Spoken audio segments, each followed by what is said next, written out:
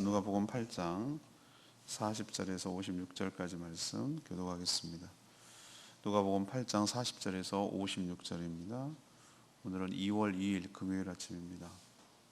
2월 2일자 본문 누가복음 8장 40절에서 56절 교독합니다. 신약성경 105페이지입니다.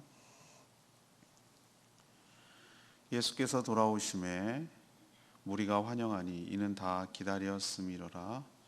이에 회당장인 야이로라 하는 사람이 와서 예수의 발 아래에 엎드려 자기 집에 오시기를 간구하니 이는 자기에게 12살 된 외딸이 있어 죽어가미러라.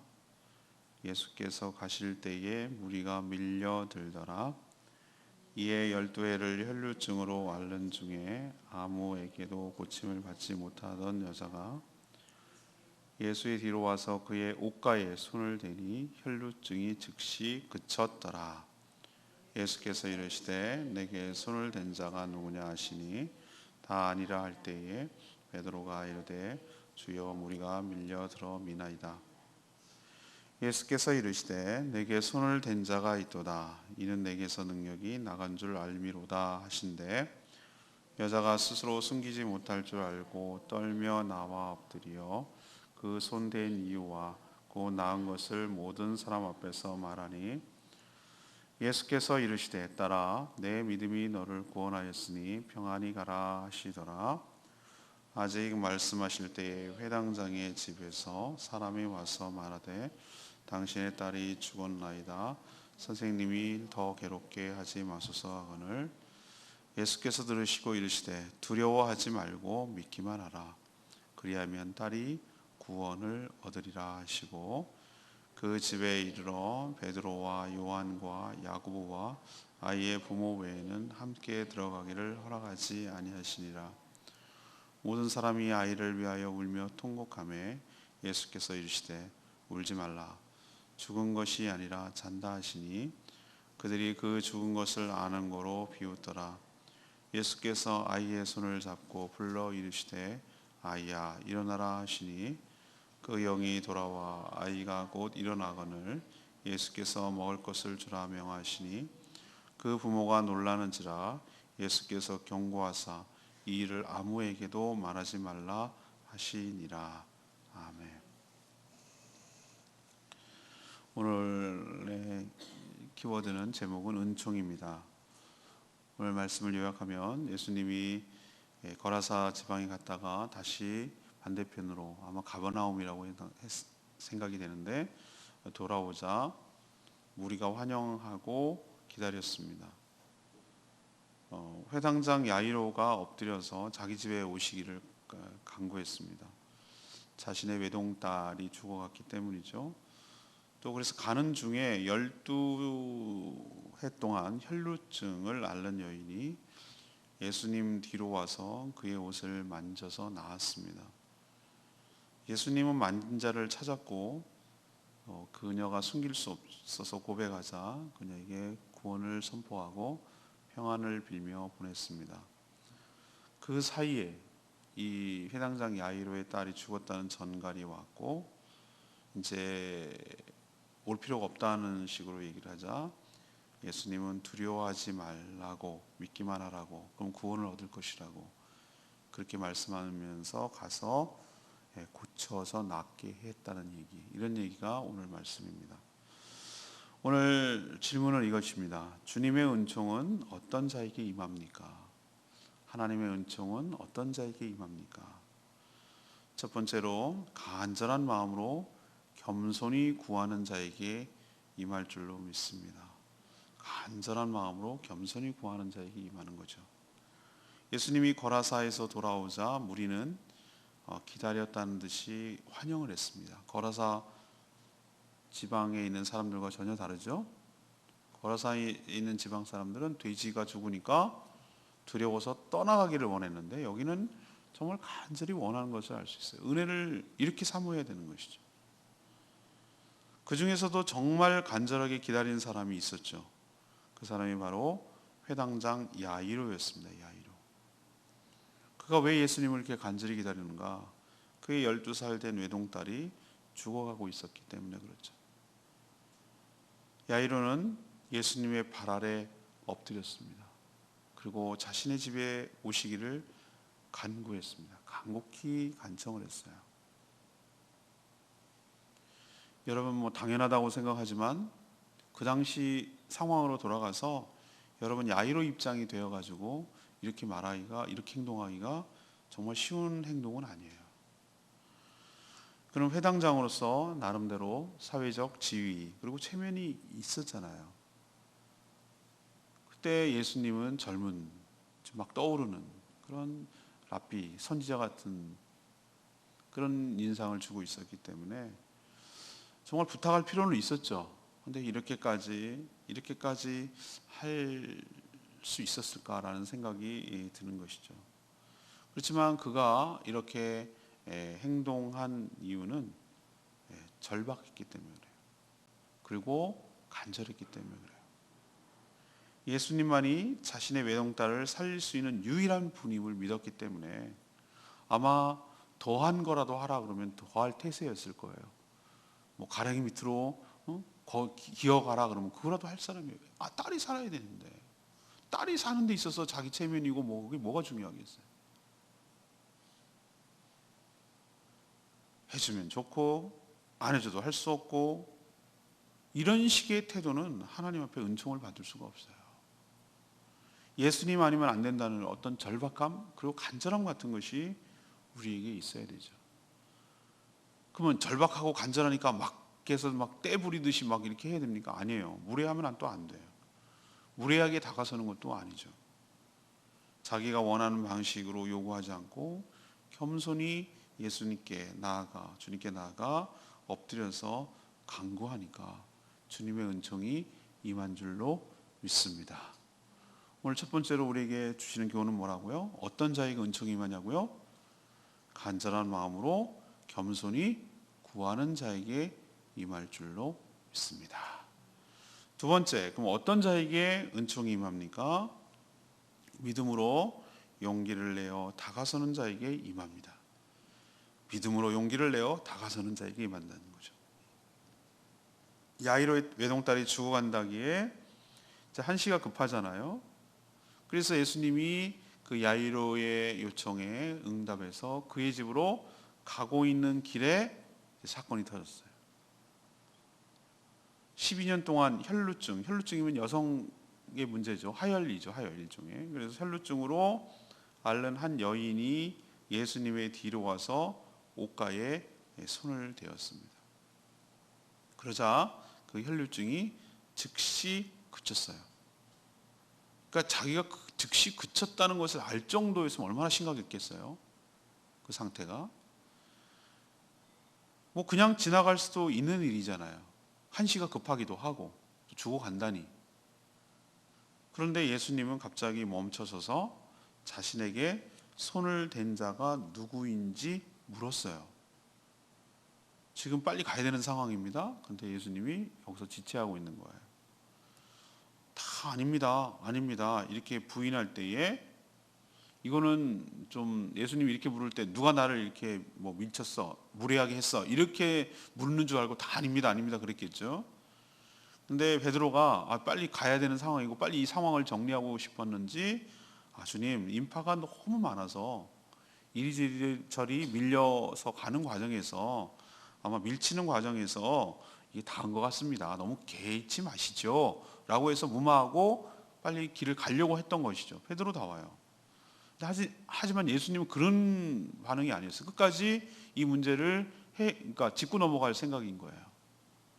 그러니까 예수님이 뭐라고 얘기냐면은 그냥 밀치어서 닿은 것이 아니고 나를 의도적으로 만져서 내 능력이 나갔다라는 것을 본인은 알고 있다는 거예요. 그리고 재차 물었어요. 이런 상황 속에서 이 여인, 혈루증 12년 동안 혈루증을 앓는 이 여인은 더 이상 숨길 수 없다는 것을 알고 주님의 발 앞에 떨며 엎드려 지금까지 일어난 일들을 자초지종을 쭉 설명한 거예요. 자신이 12년 동안 혈루증을 앓았던 이야기, 감히 나설 수 없어서 주님의 뒤로 가서 옷가라도 만지면 나을 줄로 알고 만졌던 이야기, 그리고 그 병이 정말로 거짓말처럼 깨끗하게 나은 이야기, 이런 얘기를 공개적으로 말하지 않을 수가 없는 거예요. 찾으니까, 예수님이 물으니까. 왜 이렇게 여인이 몰래 갈 수밖에 없는가? 혈루증, 피와 관련된 그런 것들은 레위기에 보면은 이거는 부정한 것으로 되어 있어요. 그래서 출산 후 남자는 40일, 여자는 80일 이렇게 한 다음에, 지난 다음에 정결례를 행하고, 예수님의 어머님 기억나시죠? 마리아도 정결례를 행했단 말이죠. 그리고 와서 다시 사회적으로 복귀할 수가 있었어요. 근데 이 여인은 12년 동안 그랬으니, 만약에 율법적으로만 생각한다면 이 여인이 만지는 모든 사람은 다 부정한 것으로 여겨져서 또 정결례의 과정을 다 거쳐야 되는 거예요. 그래서 사람 만지는 것이 두렵고, 또 서로 힘든 거예요. 만질 수도 없고 만짐당한 것도 힘들고. 그래서 이 여인은 낫고는 싶고 나을 수 있다고 믿었고, 그래서 예수님의 뒤로 갔다 그랬어요. 오늘 표현에 뒤로 가서 손을 댄 것이죠. 주님의 옷가에 손을 댄 것이죠. 조용히 이렇게라도 하고 낫고 싶었던 것이죠. 막 떠들썩하게 그렇게 하고 싶을 수도 없고, 그래서도 안 되고 조용히 해결하려고 이렇게 한 거예요. 자, 아까 야이로도 쉬운 행동이 아니었다고 말씀드렸죠. 그렇게 무릎을 꿇고 예수님께 간구하기가 참 쉽지 않았어요. 근데 이 여인도 저는 마찬가지라고 생각해요. 이게 들통이 나면 큰 문제가 될 수도 있고, 또 주님에게까지 그렇게 만졌으니, 모든 사람이 사랑하고 존경하는 주님께 부정함을 만들었으니 이 사태를 어떻게 하면 좋겠냐 말이죠. 그래서 쉬운 결단이 아니었지만 12년 동안 오랜 질병에 시달렸고, 예수님만이 고쳐주실 거라고 너무나 믿었기에, 이 방법밖에는 없기에 그녀로서는 큰 용기를 내서 그에게 손을 댄 것이죠. 그래서 주님으로부터 은총을 입은 것이죠. 우리에게도 이런 자세와 태도가 필요한 거예요. 믿는다면, 믿기만 하면 그냥 가만히 있는 것이 아니라 믿는다면 결단하고 용기를 내서, 거기 넘어서기가 얼마나 힘들겠어요. 이렇게 할까 말까, 정말 낫고는 싶은데 이렇게 해도 되나? 이렇게 했을 때 문제가 커지면 어떡하지? 이런저런 이유 때문에 주저앉고 에이, 안 하고 말지, 지금까지 이렇게 살았는데, 이런 식으로 만약에 했다면 이 여인은 낫지 못했을 거예요. 믿음은 용기를 냅니다. 그리고 결단하고 행동하게 하는 것이죠. 그랬더니 그 믿음대로 낫는 놀라운 역사가 임했고, 그녀에게는 큰 은총이 임한 줄로 믿습니다. 누구에게 임하냐고요? 믿음으로 용기를 내서 주님께 다가서는 자에게 주님은 은총을 베풀어 주실 줄로 믿습니다. 마지막 세 번째는 두려워 말고 믿기만 하는 자에게 임하는 거예요. 예수님이 야이로의 집에 가다가 혈루병 걸린 여인이 자신을 만지는 바람에 시간이 여기서 지체됐겠죠. 그런데 회당장의 집에서 사람이 와서 회당장에게 뭐라고 그러죠? 외동딸이 죽었으니 예수님 올 필요 없다. 번거롭게 할 필요가 없다. 괴롭게 할 필요가 없다. 오시지 않아도 된다. 끝났다. 이렇게 전갈이 온 거예요. 이 말을 들은 야이로는 어땠을까요, 여러분? 그 심정이, 외동딸이 죽었다는 소식을 듣고 아마 두려움에 빠졌을 거예요. 그리고 절망했을 것이고요. 그리고 이런 지체된 상황이 굉장히 원망스러울 수도 있을 거예요. 다 같은 처지에 있지만 12회 혈루병을 앓는 이 여인이 얼마나 원망스럽을까요? 아니, 왜 하필이면 여기에, 근데 또 그렇게 생각할 수 없는 게, 저 여자는 얼마나 또 갈급했기 때문에 저랬을까라는 생각을 하면, 다 같은 처지 아니에요? 딸의 질병이 낫는 것이나 그녀의 질병이 낫는 것이나. 그러나 자기 입장에서 보면은 여기서 괜히 시간이 끌어가지고 주님이 가지 못하는 바람에, 시간을 끄는 바람에 딸이 죽었다고 생각하니까 얼마나 모든 것이 참 한탄스럽고 절망스럽겠어요. 그 마음을 왜 예수님이 몰랐겠어요? 그래서 예수님이 뭐라고 합니까? 50절에 뭐 하지 말라? 두려워 말고 뭐 하기만 해라? 믿기만 해라. 그렇게 하면 어떻게 한다고요? 너희 딸이 뭐 할 것이다? 구원을 얻을 것이다. 그 마음을 너무 잘 아시는 거예요. 우리로서는 죽음이 끝이고 불가능하고 이거는 완전히 이제는 절망인데, 주님에게 있어서는 죽음조차도 절망이 아닐 줄로 믿습니다. 그래서 두려워하지 말라는 거예요. 주님 안에 있으면 믿기만 하라는 거예요. 주님을 신뢰하라는 거예요. 그렇게 되면 구원을 얻게 될 것이다 라고 말하고 있어요. 그리고 가시던 길을 갔어요. 집에 들어가 보니 사람들은 이미 뭐하고 있죠? 통곡을 하고 장례 분위기가 역력해요. 예수님 뭐라고 얘기합니까? 이 아이가 울지 마라. 이 아이가 죽은 것이 아니라 뭐한다? 잔다 라고 말하니까 사람들이 다 어떻게 했어요? 죽은 걸 우리가 아는데 비웃었다고 그랬어요. 예수님을 신뢰하지 않고 믿지 않는 자에게는 이런 비웃음만 나오는 거예요. 그래서 예수님은 아이의 부모, 그 야이로하고 그의 아내, 그다음에 제자들 3명, 딱 이렇게만 5명만 데리고 아이가 누워져 있는 방에 들어갔어요. 왜 이 5명만 들어갔을까요? 더 왜 안 데려갔을까요? 왜 공개적으로 하지 않았을까요? 불신하면서 비웃는 자에게는 믿음의 역사를 보여주지 않으세요. 불신하고 믿는 자에게는 안 보여주신다고요.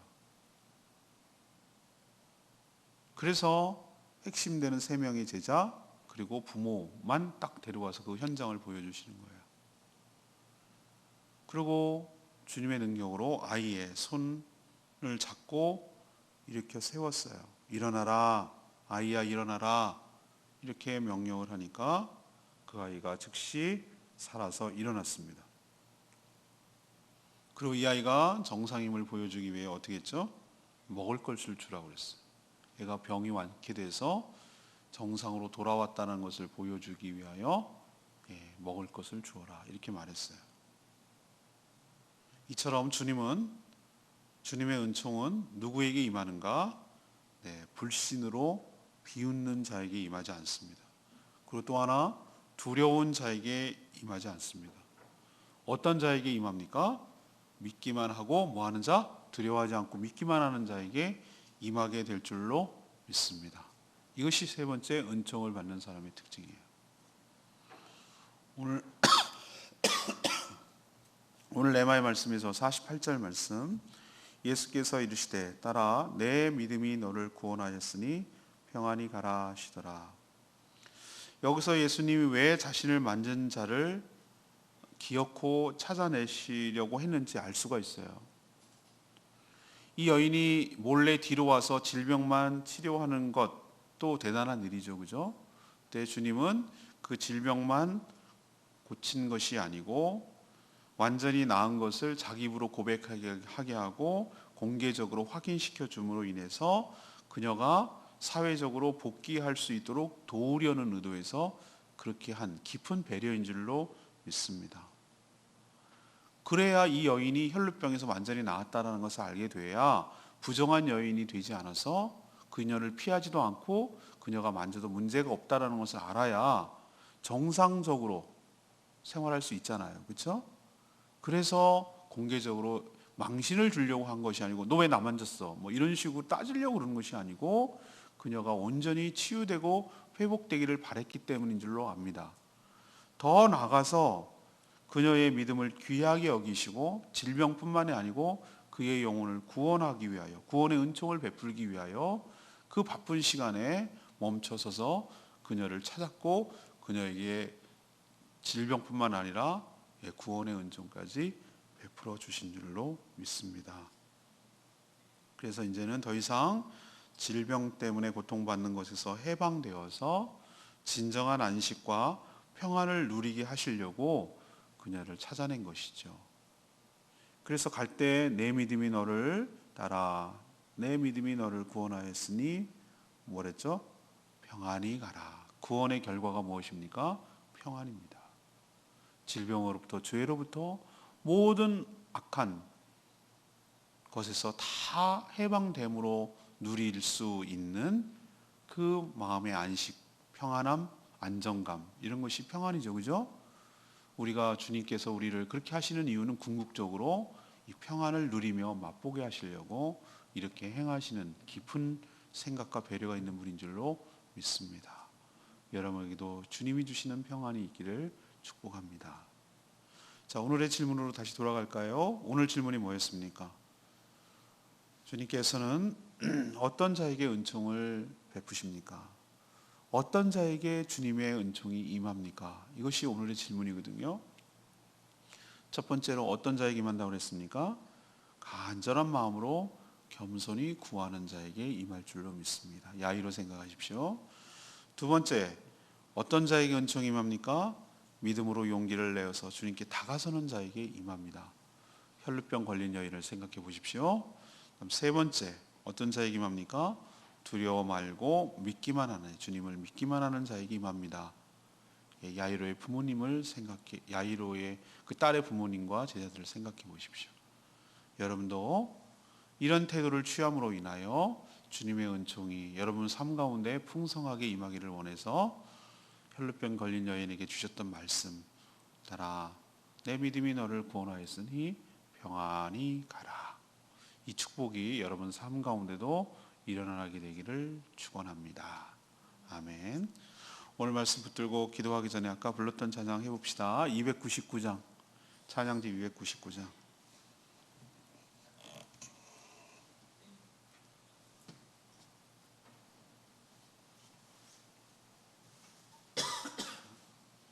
찬양지 299장입니다. 내 갈급함.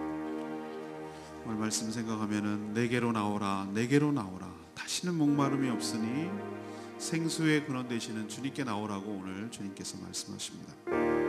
찬양합니다. 내 갈급함, 내 갈급함 어느 곳으로 채울 수 없네. 내 갈급함 상한 나의 심령에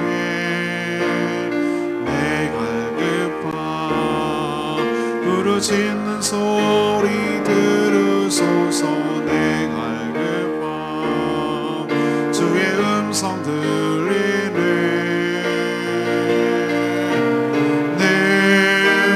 내게로 나오라. 영원히 영원히 목마름 전혀 없으리. 내게로 나오라. 가까이 가까이 생수의 근원 되신 주께 내게로 나오라. 영원히 영원히 목마름 전혀 없으리. 내게로 나오라. 가까이 가까이 생명의 근원 되신 주께.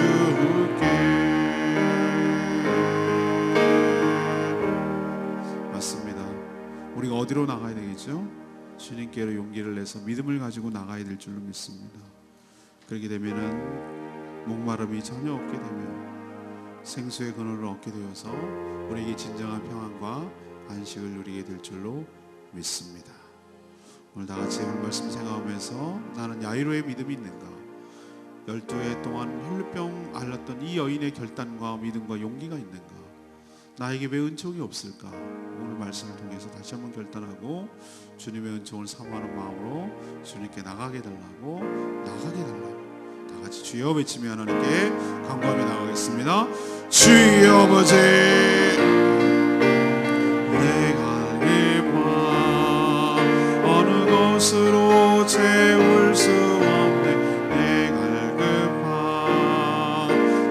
나의 심령에 내 갈급함 부르짖는 소리 들으소서. 내 갈급함 주의 음성 들리네.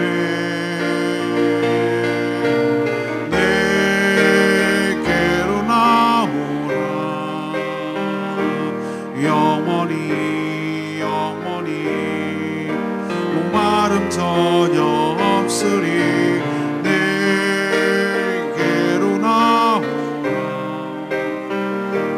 가까이 가까이 생수의 근원 되신 주께 내게로 나오라 영원히 영원히 목마름 전혀 없으리 내게로 나오라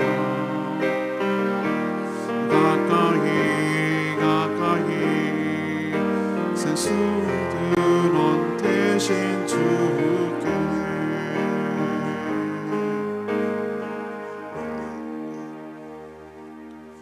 하나님, 저희도 주님의 은총이 꼭 필요합니다. 저희들의 삶이 주님의 은혜로만 살아감을 고백합니다. 저희들이 은총을 받을 그릇을 준비하게 하여 주시옵소서. 주님 아니면 안 되는 줄로 알고 간절한 마음으로 겸손하게 주님의 은총을 간구하며 간청하게 하여 주시옵소서. 주님께서 분명히 고쳐주실 것을 확실히 믿기에 이 모든 난관을 극복하며 용기를 내어 주님께 나아가게 하여 주시옵소서. 어떤 절망적인 상황이 발생해도 낭망하지 않게 하시고 두려워하지 않게 하시고 주님만 바라보며 믿는 자가 되게 하여 주시옵소서. 우리도 살면서 때로는 여러 가지 절망스러운 일이 참 많습니다. 질병 때문에, 죽음 때문에, 사업 때문에, 관계 때문에 너무도 죽은 것처럼 힘들지만 오늘 주님 말씀처럼 두려워하지 말고 믿기만 하라. 그래서 주님이 베풀어 주시는 놀라운 역사, 주님이 주신 놀라운 은총을 경험하게 하여 주셨어. 주님이 고쳐주시고 주님이 만져주시는 것을 경험함으로 따라 내 믿음이 너를 구원하였으니 평안히 가라. 이 말씀처럼 저희도 주님이 주시는 평안함을 누리게 하여 주시옵소서. 하나님, 오늘도 주님의 은혜 가운데 살기를 원합니다. 주님 주시는 은총이 우리 삶 가운데 지속되게 하여 주시옵시고 그것이 느껴지고 발견하고 깨달아지게 하시고 그리고 간증하게 하시고 고백되게 하여 주시옵소서. 오늘도 하나님 앞에 엎드려 간구하는 제목, 야이로의 심정과 12의 혈류병을 앓는 여인의 심정으로 간구하는 당신의 자녀들의 부르짖과 호소를 들어주시고 응답하여 주시고 하나님의 살아계심이 온전히 드러나서 주님이 주신 평안함을 다 누리는 복된 하루 되게 하여 주시옵소서. 오늘도 마땅히 해야 될 여러 가지 일들 믿음으로 잘 감당케 하시고 특별히 모이는 모든 목장마다 주님 축복하시고 은총으로 채워 주시옵소서. 주님께 모든 것 맡기며 예수 그리스도의 이름으로 축복하며 기도합니다. 아멘. 오늘도 주님의 은혜로 살아가는 복된 하루 되기를 축복합니다. 기도하겠습니다.